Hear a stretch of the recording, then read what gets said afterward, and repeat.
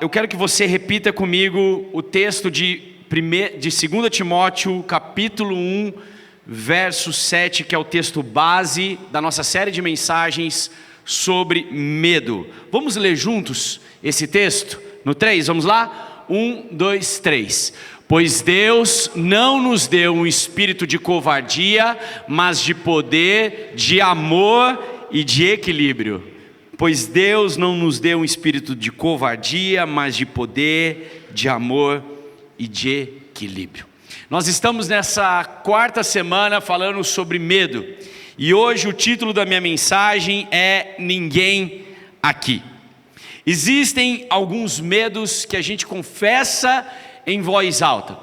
Existem alguns medos que a gente fala, as pessoas sabem que a gente tem medo daquilo.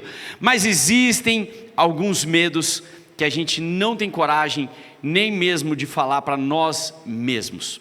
E um desses medos, que é o principal que eu queria falar hoje, é o medo da solidão. O medo da solidão. Quantas decisões na nossa vida, quantas coisas aconteceram na nossa história e nós perdemos um time da nossa vida pelo medo da solidão. Quantas amizades tóxicas que nós deixamos de abandonar com medo de ficarmos sozinhos.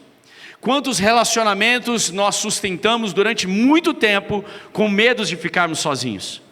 Quantas pessoas continuaram e permaneceram no seu trabalho porque tinham conforto e não estar sozinho. E quantos de nós nos sentimos ainda assim sozinhos. Irmãos, o medo da solidão é algo que tem sido muito presente no cotidiano das pessoas que eu tenho conversado. Pessoas que têm se sentido realmente sozinhas.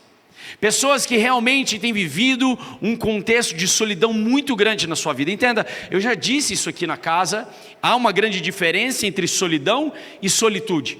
Solitude é quando eu defino a mim mesmo que eu quero ter um momento recluso, um momento que só eu e Deus e mais ninguém, um momento de meditação sobre a minha vida. Mas a solidão é quando eu olho em volta e não vejo mais ninguém ao meu lado. E é interessante porque a Bíblia nos mostra, e nós falamos aqui já sobre Josué, nós falamos sobre Jeremias, nós falamos sobre Abraão na semana passada, sobre o contexto do medo de ir para o novo, mas hoje nós vamos ver um homem que descobriu no fundo da solidão algo que ninguém descobre no conforto. Hoje nós vamos falar sobre Davi. Então vamos ler Salmo 142, no verso 1. Está escrito assim: em alta voz clamo ao Senhor, elevo a minha voz ao Senhor, suplicando misericórdia. Verso 2 diz: derramo diante dele o meu lamento. Diga comigo, derramo diante dele o meu lamento. A ele apresento a minha angústia. Quando o meu espírito desanima, és tu quem conhece o caminho que devo seguir. Na vereda por onde ando, esconderam a armadilha contra mim. Verso 4. Olha para a minha direita, ou seja, Davi, ele olha para a sua direita e vê, ninguém se preocupa comigo, não tenho abrigo seguro, ninguém se importa com a minha vida. Clamo a ti, Senhor, e digo, tu és o meu refúgio, és tudo que tenho na terra dos viventes. Dá atenção ao meu clamor, pois estou muito abatido. Livre-me dos que me perseguem, pois são mais fortes do que eu. Liberta-me da prisão e renderei graças ao teu nome. Então os justos se reunirão à minha volta por causa da bondade para comigo, da tua bondade para comigo. Feche seus olhos, vamos agradecer ao Senhor. Pai, muito obrigado por essa noite, muito obrigado por cada vida que está aqui. Muito obrigado, Deus, pelo seu amor que é inigualável. Muito obrigado, Senhor, porque eu sei que nessa noite o Senhor vai trabalhar corações aqui, o Senhor vai falar com pessoas aqui, o Senhor vai falar com mães aqui, o Senhor vai falar com pais aqui, com filhos nesse lugar. Pessoas serão transformadas, Senhor, e nós abrimos o nosso coração para que o Senhor entre, para que o Rei da Glória entre nesse lugar e o Seu Santo Espírito venha como uma grande onda sobre cada vida. Espírito Santo de Deus, se existe alguém aqui com os ouvidos espirituais tampados, sejam descortinados agora, Pai, e que o Seu amor venha incendiar esse lugar, que a Sua graça seja sobre nós, e que nessa noite nós possamos entender o que o Senhor quer falar conosco, para a Tua honra e para a Tua glória, em nome de Jesus. E toda a igreja diz, vamos aplaudir a Jesus bem alto nessa noite, amém?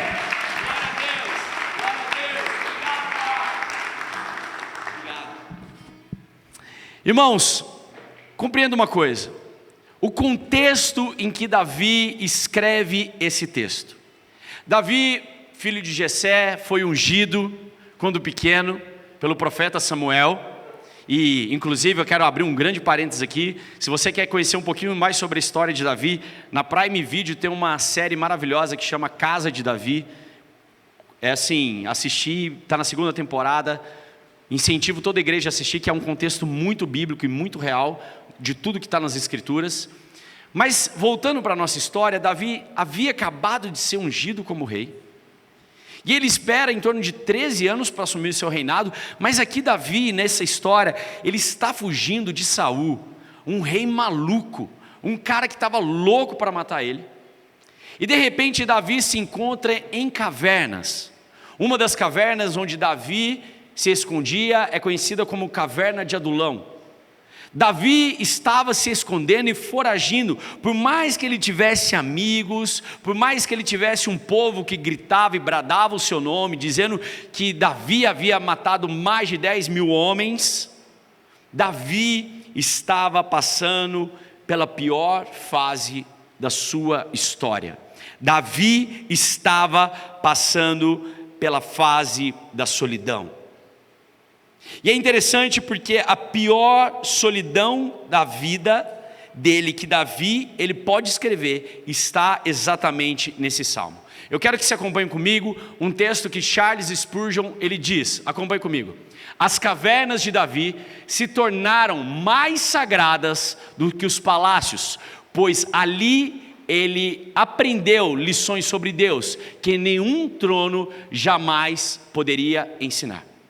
Ou seja, talvez na nossa vida, enquanto nós estamos no momento de glória, seja muito fácil falar de Jesus. No momento de glória, onde tudo está dando certo, é muito fácil a gente agradecer a Deus e louvar Ele.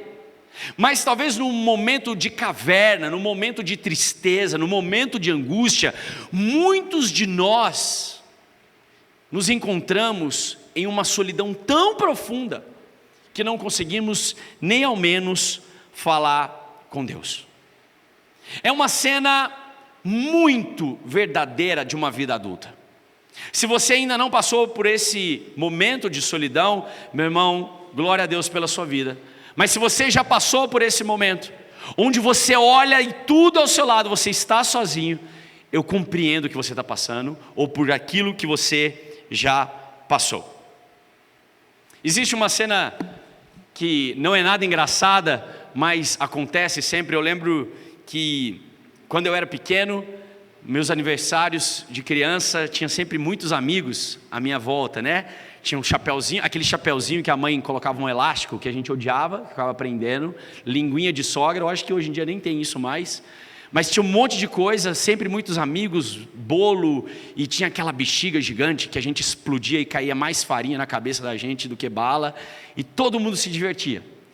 E aí a gente começa a crescer, a gente vai entrando numa fase adulta, e aí seus amigos começam a ficar um pouco mais seletos. Até que depois que você passa da fase dos 30 anos, você começa a se esquecer que é o dia do seu aniversário. Você fala, rapaz, é amanhã que é meu aniversário. Ah, é mesmo. E aí de repente um momento da sua vida você resolve dar uma festa. Vou fazer uma festa para alguns amigos e tudo mais.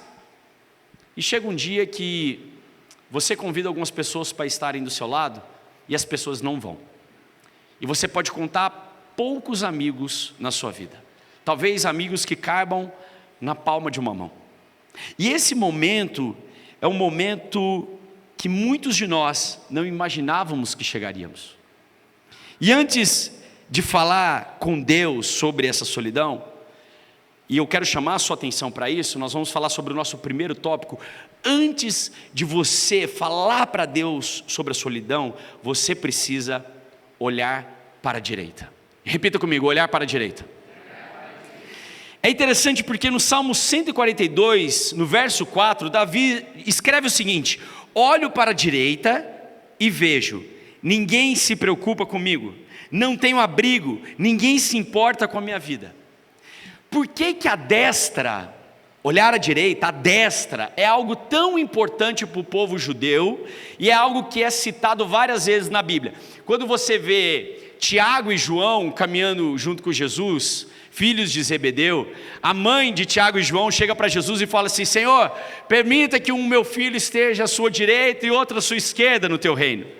Mas a destra, quando nós falamos que Jesus, Deus Filho, está à destra do Pai, essa destra significa algo que insegura, algo que realmente é uma pessoa que traz conforto, uma pessoa que talvez ela pode me socorrer, um defensor, alguém que eu posso contar. Quando eu olho para minha esposa, ela está à minha destra. Quando eu olho para o meu pai, ele está à minha destra. Quando eu olho para Deus Pai, ele está à minha destra. Um defensor, alguém que está à minha direita, alguém que cuida da minha vida, alguém que resguarda. E nesse texto Davi ele diz: eu olho para a direita e não vejo ninguém, ninguém que me proteja, ninguém que esteja do meu lado. Davi ele não está sendo dramático, Davi está sendo realista. Ele está dizendo para Deus aquilo que está acontecendo. Davi está abrindo o seu coração para olhar à sua volta e ver que não tem ninguém. Anote isso comigo nessa noite. A solidão precisa ser declarada antes de ser tratada. Você não resolve aquilo que você não admite. Porque muitos de nós estamos passando por vários problemas, vários medos, várias situações caóticas na nossa vida, e nós não queremos assumir isso. Não queremos levar isso como talvez uma verdade que esteja acontecendo. E a solidão, muitas vezes nós tentamos abafar ela. Corremos para o celular, para a televisão, mas eu quero pegar o contexto do celular, que eu acho que é algo que é mais atual entre nós. Eu e a Janaína, a gente tem aconselhado vários casamentos aqui na casa, e glória a Deus porque essa casa, a maioria das pessoas são casadas. Glória a Deus porque a gente tem visto famílias se reunindo aqui, pessoas que vão casar esse ano. A gente tem visto grandes coisas de Deus fazendo nessa casa. Mas a maior queixa que nós recebemos de casais é um problema chamado celular. Esposo, esposa que deitam na cama e ficam vendo reels a noite toda e não conseguem dar atenção. Pessoas que se preocupam mais com o seu feed, pessoas que se preocupam mais com o seu engajamento do que o seu próprio casamento. O seu casamento está definhando, o seu casamento está sendo destruído, e você está mais preocupado se o seu celular está carregado. Enquanto o seu casamento tem perdido todas as energias, enquanto você não consegue mais dizer a palavra eu te amo, enquanto você não consegue mais ter uma relação sexual saudável, e você ainda se preocupa com a sua rede social. Comece a analisar, quando você deita na sua cama antes de dormir, o que você mais faz. Comece a analisar na hora do almoço o que você mais faz. Eu estou falando isso para mim também, meu irmão. A dopamina que o celular traz para nós é maravilhosa. É um universo descoberto. Você pode ver qualquer coisa em qualquer momento. Algum tempo atrás queimou o chuveiro lá de casa e eu queria trocar o chuveiro, e de repente eu peguei o chuveiro e eu vi que o chuveiro tinha uma potência, que chama aquela parte, resistência, tinha uma resistência que era um pouco diferente. E rapaz, eu virei de cabeça para baixo, não sabia como resolver aquilo, joguei no YouTube, tirei uma foto, mandei para o GPT, ele me mandou um link do YouTube, abri o vídeo, era simplesmente apertar 2 botõezinhos assim, pum, caía a resistência. Só isso. A internet, ela traz várias soluções, mas ela não tem trazido solução para o seu casamento. Ela, na verdade, o que era para ser a rede social, juntar pessoas, tem separado pessoas. E quando nós olhamos pessoas, na sexta-feira eu estava na academia, e eu estava lá, fazendo o meu exercício, ouvindo o meu som e tudo mais, e eu olhei a minha volta, eu estava preparando essa pregação, eu olhei a minha volta, e era engraçado porque eu via todo mundo que estava na bike, todo mundo que estava na escadinha, subindo escada, todo mundo que estava dando um intervalo entre um treino e outro, estavam no celular. Ninguém conversava, ninguém interagia, ninguém se conhecia, ninguém falava nada, mas todos estavam no celular.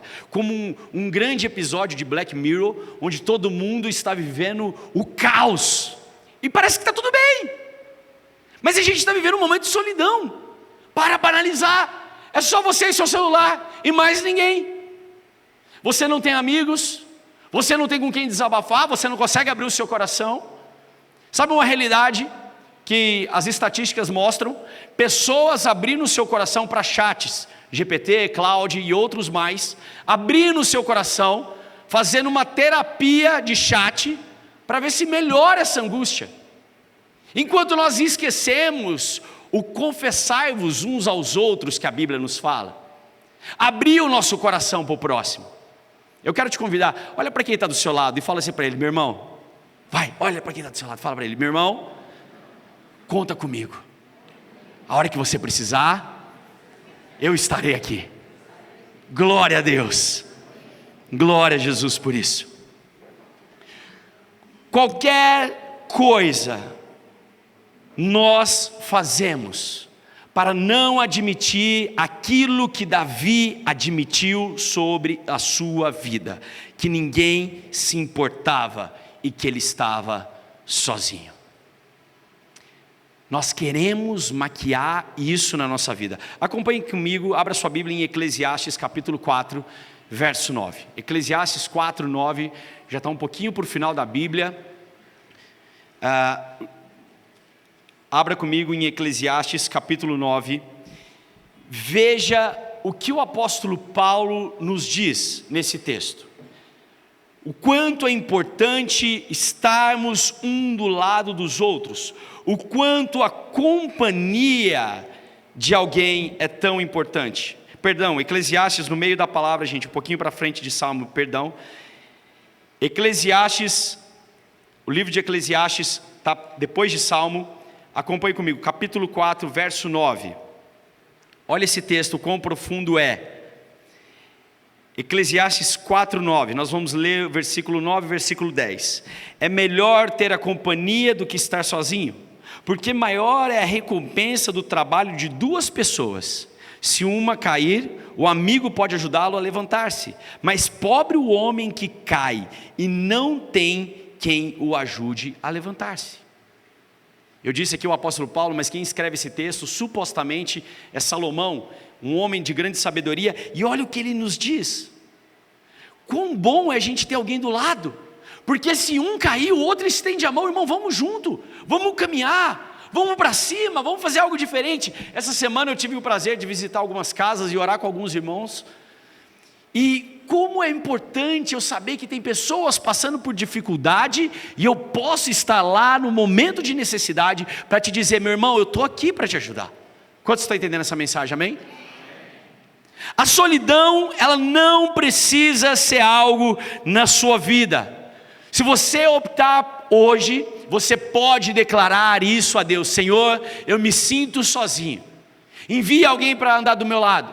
Senhor, que o Senhor possa entrar no meu coração e preencher toda a lacuna. Mas Deus não consegue tratar uma pessoa, uma dor que você ainda finge que não existe.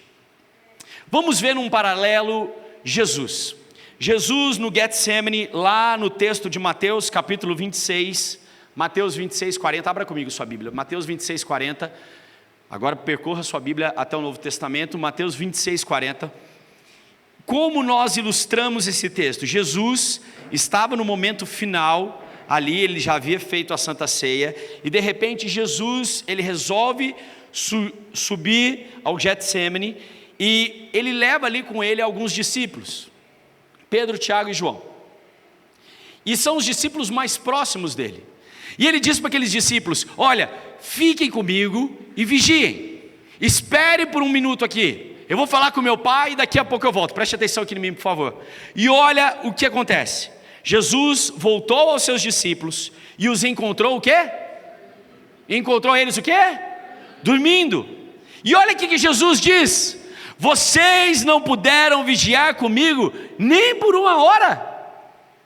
Nem por uma hora vocês puderam ser realmente meus amigos, caminharem ao meu lado, estarem comigo. Jesus, ele olhou à sua direita e não viu ninguém.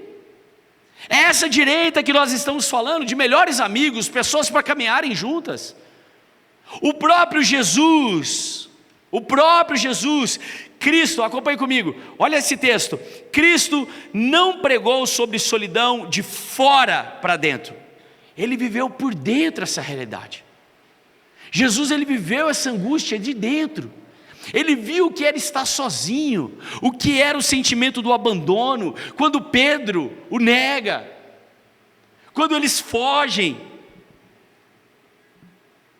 Você precisa olhar à sua direita. No seu casamento, será que vocês realmente, casal, homem e mulher, vocês estão um do lado do outro?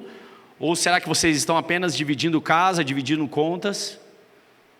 Na sua paternidade, você enquanto homem, será que você tem alguém para conversar honestamente? Ou você ainda sustenta a imagem de ser um pai que sabe tudo? Na igreja, você é conhecido de verdade? Ou só é cumprimentado aos domingos e você não tem nenhum contato com o lugar onde você tem frequentado? Deus não consegue te abraçar enquanto você finge que não precisa. Se você está aqui carregando uma solidão que nunca disse em voz alta para ninguém, você não precisa explicar, você não precisa justificar, você não precisa entender. Davi também, ele não entendia o que estava passando, ele só abriu a boca e deixou sair de dentro dele. Ele confessou a Deus o momento que ele estava passando. Eu não estou dizendo para que você fale em alto e bom som aqui para as pessoas te ouvirem que você está passando um momento de solidão. Mas será que não chegou o momento de você dizer isso para Deus? Deus, eu estou passando um momento difícil. Senhor, eu preciso do Senhor. Senhor, eu estou me sentindo sozinho. Eu tenho sentido que a minha esposa tem me abandonado. Senhor, eu tenho sentido que meus amigos do trabalho têm me abandonado. Senhor, eu quero sair desse relacionamento no meu trabalho, dessas pessoas que estão me prejudicando. Senhor, mas eu não quero sentir sozinho. Então envia pessoas para dar do meu lado. É tão interessante porque várias estações da minha vida, vários momentos da minha vida, Deus sempre enviou pessoas para caminharem ao meu lado. Deus sempre enviou pessoas em momentos corretos para andarem do meu lado. Eu lembro que quando eu fui nomeado pastor, há muitos anos atrás, Deus enviou um grande amigo que caminhasse do meu lado e nós caminhamos durante muito tempo juntos. Passado algum tempo, esse amigo meu foi para fora, foi para outro lugar, e eu continuei sozinho, e de repente Deus me mandou outros amigos para caminharem junto comigo. Então nós começamos a Casa Voadora num grupo de amigos. De repente veio a primeira família, outra pessoa, e de repente agora nós nos encontramos aqui nesse lugar, como família, amém, casa? Amém. Nós nos encontramos aqui todos os domingos, olhamos um para o outro, e eu sinto muito essa verdade no olhar de cada um de vocês, que eu e a minha família, nós somos muito amados por vocês, e eu sei que vocês sentem também isso. Eu sei que quando vocês olham um para os outros, eu sei que vocês veem essa verdade. Em cada momento da nossa vida, quando a gente começa a dizer: Deus, eu preciso, Senhor, envia pessoas para que eu não caminhe sozinho. Eu estou vencendo vícios, eu estou vencendo, tantas coisas erradas na minha vida. Eu preciso de companheiros, eu preciso de pessoas que possam me ajudar. Então o Senhor envia. Era interessante porque Davi tinha Jonatas, seu melhor amigo. E sabe quem era Jonatas? Filho de Saul. O maluco queria matar ele. Só que nesse momento da caverna, nem Jonatas estava. Ele estava sozinho. E o que Davi faz? Davi não esconde, Davi não disfarça, ele simplesmente, é o nosso segundo tópico, ele derrama na caverna. Diga comigo, derramar na caverna. Salmo 142, verso 1, olha o que está escrito, Salmo 142, verso 1 e 2. Derramo diante dele o meu lamento, a ele apresento a minha angústia. Essa palavra é forte, derramar. Eu derramo diante dele. Eu não comento com Deus, mas eu derramo diante de Deus. Eu trouxe essa prateleira hoje para a gente ilustrar um pouco melhor. Eu sei que algumas pessoas não estão vendo, mas se você puder ver, aqui a gente pôs algumas coisas como vício, mágoa, culpa, e eu coloquei coloquei números. Então, vício número 1, mágoa número 2, culpa número 3, medo número 4, inveja número 7, cada coisa que tem um seu número. E muitos de nós estamos querendo mostrar para Deus e pedir para que Deus trabalhe na nossa vida dessa maneira. Talvez, em primeiro lugar, esteja meus vícios. Então é o número 1. Senhor, eu te entrego esse primeiro. Ele é o mais importante da minha vida. Eu preciso sair desse vício, eu preciso mudar de vida. Mas agora eu entendo que talvez a mágoa não seja o segundo lugar da minha história. Senhor, talvez eu precise resolver o problema do rancor. Então Deus, em segundo lugar, eu não quero mais a mágoa, mas eu quero o rancor.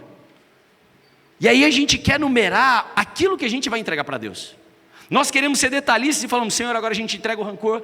Senhor, em terceiro lugar, agora que eu já me libertei de todo o rancor, eu quero me libertar da culpa. Senhor, eu preciso libertar do medo, é o meu quarto lugar, e é o que o Senhor precisa transformar na minha vida. Em quinto lugar, Deus, eu preciso tirar toda a mágoa da minha vida, e o Senhor precisa seguir essa regra, o Senhor precisa me ajudar, o Senhor tem que fazer dessa maneira. Todo o fracasso da minha vida eu preciso tirar, a inveja, a mentira, a fofoca, enfim. Eu numerei para Deus toda a ordem que Ele precisaria trabalhar para mim. E se a gente for pensar na nossa atualidade, eu fiz com Deus aquilo que eu faço com o chat todos os dias quando eu vou trabalhar. Seja um especialista em resolver meus problemas. Senhor, número 1, número 2, número 3, e siga essa ordem, e quando chegar na 9ª posição, então eu vou estar realizado. Davi fez isso, casa. A Bíblia nos conta que Davi fez o quê? Davi, ele derramou diante do Senhor. Diga comigo, derramou. Davi não pôs ordem para Deus. No momento de crise nosso, a gente não pode declarar para Deus como Deus deve agir. No momento de crise nosso, no momento de medo nosso, nós temos que nos derramar diante de Deus. E como eu me derramo diante de Deus? De uma forma aleatória. Não tem ordem nenhuma, Senhor. Está aqui. Derramei tudo perante ao Senhor. O Senhor faz da maneira que o Senhor quiser. Qual é o primeiro, qual é o segundo, não sei. Eu só sei que eu preciso ser tratado. Eu só sei que eu preciso ser liberto, Pai. Se é o vício, se é o rancor, se é o fracasso, é o Senhor que fala. Eu não quero pôr ordem em nada. Eu só estou me sentindo sozinho. Eu preciso ser mudado. Quando eu falo sobre derramar, e quando Davi fala sobre derramar, Davi não colocou paredes no mover de Deus. Nós estamos colocando paredes no mover de Deus. Deus pode trabalhar na minha vida financeira até aqui, mas a partir de agora Deus não trabalha mais. Deus pode trabalhar no meu casamento, mas vai trabalhar no meu casamento da maneira que eu quero, com a estratégia que eu tenho, não com a estratégia dele. Acompanhe comigo, Salmo, não precisa abrir, Salmo 62, 8. Acompanhe comigo no telão. Salmo 62, 8 diz: derramem diante dele o coração, pois Deus é o nosso. Vamos lá, casa. Pois Deus é o nosso. Para Deus ser o meu refúgio, o que eu preciso fazer? Derramar. Eu preciso entregar. Eu preciso devolver a Ele tudo que eu tenho. Lucas capítulo 22, 44, Jesus ainda no Getsêmani, diz o seguinte: estando angustiado, ele orou ainda mais intensamente, o seu suor era como gotas de sangue. Jesus estava passando um momento de solidão e ele não orou bonito. Ele não orou de uma forma formal. Jesus, ele se derramou e ele se entregou tanto que as suas gotas eram como suor de sangue. O derramar, o prostrar, é dizer: Deus, eu estou aqui. Faz o que o Senhor quiser de mim, faça o que o Senhor quiser, transforma o que o Senhor quiser. Senhor, eu não sei o que está acontecendo na minha casa, eu não sei o que tem acontecido no meu casamento, mas Jesus, eu me derramo diante do Senhor. Faça o que o Senhor quiser da minha casa. Meus irmãos, quantas vezes eu me ajoelhei dessa forma, lá no estúdio da minha empresa, e eu disse: Senhor, eu não sei o que o Senhor tem de pretensão com essa empresa ou com o meu trabalho. Senhor, eu não sei aonde o Senhor quer nos levar, mas Senhor, eu estou aqui como homem do Senhor, Pai, para dizer que eu derramo tudo diante do Senhor. É tudo que eu tenho, é tudo que eu posso te entregar, é tudo que eu posso te devolver, Pai. Me usa, fala comigo, Senhor, mas que eu não esteja sozinho, que eu tenha o Senhor ao meu lado. Essa oração é muito sincera. Eu sei que você está se sentindo sozinho, mas você não está sozinho, meu irmão. Existe um Deus do seu lado que te ama muito, e tudo o que Ele espera nessa noite é que você abra o seu coração e derrame na presença dEle. Tudo o que Ele espera nessa noite é que você se sinta amado. Tudo o que Ele espera nessa noite é que você abra a sua boca e fala: Senhor, mexe no que tiver que mexer dentro de mim, Pai. Eu estou me sentindo sozinho. Eu não quero mais me sentir sozinho. Davi, ele nos mostra que você não precisa primeiro ficar bem para depois orar. Pelo contrário, você precisa orar primeiro para depois ficar bem. E muitos de nós não queremos às vezes nos engajar no ministério ou falarmos com o Senhor porque nós queremos estar bem. Eu vou louvar a Deus depois que eu sair dessa vida, eu vou pregar do Evangelho depois que eu abandonar isso, ou eu vou me dedicar ao Senhor depois que eu transformar essa área na minha história. E Deus está falando muito ao contrário no nosso coração aqui nessa noite. Deus está falando: fale primeiro, fale comigo, abra seu coração, e depois eu posso te usar, mas abra o seu coração. Algo que acontece na caverna com Davi. A oração começou como um grande lamento e termina como um grande louvor. Não porque a situação mudou, não mudou. Davi continuou sozinho, mas Davi, ele continua na caverna, mas porque no meio da dor de Davi, ele encontrou um lugar de refúgio, e esse lugar é debaixo das asas de Deus. Diga comigo: debaixo das asas de Deus. Esse é o nosso terceiro tópico. Davi, ele escreve em outro salmo na caverna ainda, no Salmo 57, versículo 1. Ele diz assim: em ti a minha alma se refugia, eu me refugiarei à sombra das tuas asas, até passar o perigo. Essa figura de asas de Deus, a imagem da ave que protege o seu filhote, o perigo que passa por cima. Eu contei essa história aqui para algumas pessoas na semana passada. Eu lembro que quando a Nanda era bem pequenininha, um dia a gente resolveu ir no parque de exposição. Ela era bebê e nós éramos muito jovens.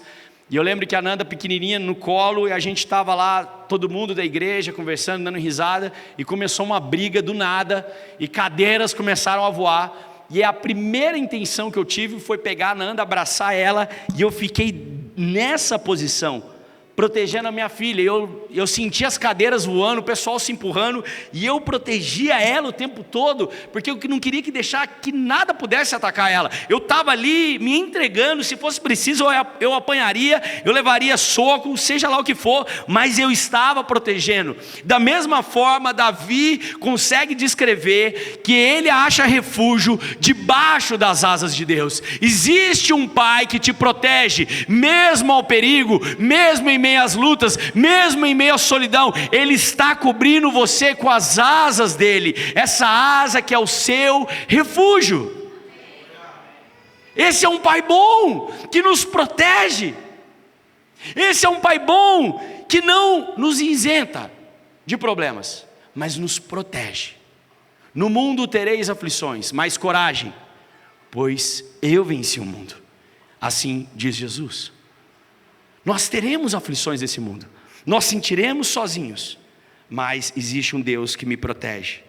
A solidão te empurra para um refúgio que o conforto nunca te levaria. Você não descobre que Deus é abrigo enquanto você está cercado de pessoas.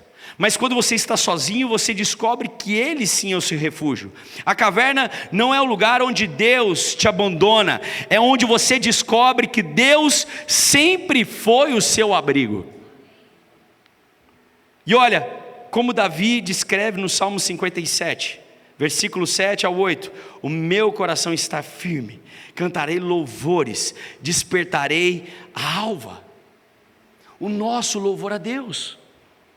Talvez você esteja passando por esse momento de solidão. Eu quero que você saiba que esse momento que você está vivendo hoje, nós vamos orar agora, daqui a pouco nós vamos orar, para que Deus possa aliviar o seu coração, mas para que você entenda que Deus é o seu abrigo, Deus, Ele é o seu refúgio. Davi está numa caverna escura, em fuga, o dia ainda não havia nascido, e ele declara: eu vou cantar antes do dia raiar, eu vou louvar antes das circunstâncias mudar. C.S. Lewis, ele declara o seguinte: o louvor não é recompensa pela vitória, o louvor é o caminho para a vitória. Então quando eu começo a louvar, eu começo a entender de uma forma que eu estou mexendo no reino espiritual. Quando eu começo a louvar nas minhas circunstâncias, eu começo a entender que o reino espiritual, ele se movimenta, e o meu louvor, ele rompe até os céus, e tudo aquilo que me impedia de falar com o Senhor, agora não pode mais me impedir, porque o meu louvor está trazendo vitória até a minha casa. Todos nós temos uma caverna, pode ser um luto, pode ser um casamento difícil, uma doença, uma frustração, uma solidão silenciosa. Não espere você sair para começar a adorar a Deus, mas nesse momento que você está vivendo hoje, adore ao Senhor. Nesse momento que nós estamos vivendo hoje, eu quero te convidar: adore ao Senhor, adore a Jesus. Fala com Ele: Senhor, eu não estou passando um momento bom, mas eu quero te adorar. Senhor, eu vou continuar te adorando. Se você só consegue louvar quando tudo está bem, nunca vai descobrir as asas do Senhor. Mas se aprende a se refugiar nas asas em meio ao perigo, nunca mais terá medo de caverna nenhuma ou dos homens. Para encerrar, Hebreus 13, 5 diz: nunca o deixarei e nunca o abandonarei, assim diz o Senhor. Deus nunca vai te deixar e nunca vai te abandonar. Amém? Olá, pastor Thales e pastora Janaína aqui. Se essa palavra falou no seu coração e você deseja se arrepender dos seus pecados e confessar Jesus Cristo como seu Senhor e Salvador, nesse momento nós vamos orar com você. E você pode repetir conosco. Vamos orar juntos? Senhor Jesus, nesse dia de hoje, eu te confesso como meu Senhor e o meu Salvador. Escreva meu nome no livro da vida e apague agora todos os meus pecados. Senhor Jesus, eu te entrego o meu coração e declaro que eu estou nascendo de novo, em nome de Jesus. Amém. Se a sua oração foi real de todo o seu coração, nós queremos te conhecer, queremos te dizer: seja muito bem-vindo à nossa família. O nosso contato vai passar aqui embaixo das nossas redes sociais e por onde você pode conversar conosco. E nós queremos conhecer um pouco mais sobre você. Até mais!